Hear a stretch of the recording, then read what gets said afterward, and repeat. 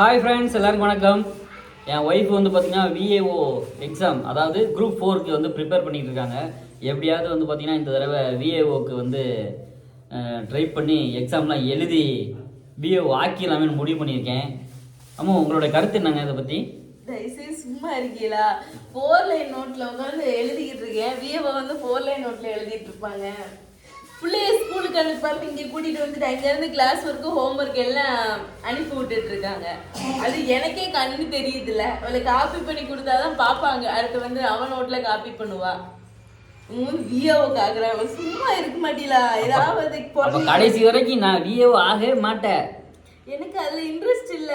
எதுல இன்ட்ரெஸ்ட் இல்லையோ, எது இன்ட்ரெஸ்ட் இருக்கோ அதுதான் ஆக முடியும். உனக்கு என்ன இன்ட்ரெஸ்ட்? என்னன்னா கவர்மெண்ட் எக்ஸாம் வந்து ப்ரிப்பேர் பண்ணி படிச்சு எழுதி கண்டிப்பா பாஸ் ஆகி நம்மளும் ஒரு விஏஓ வந்துருவேன் அப்படிங்கிறது ஒரு கொஸ்டின் தான்.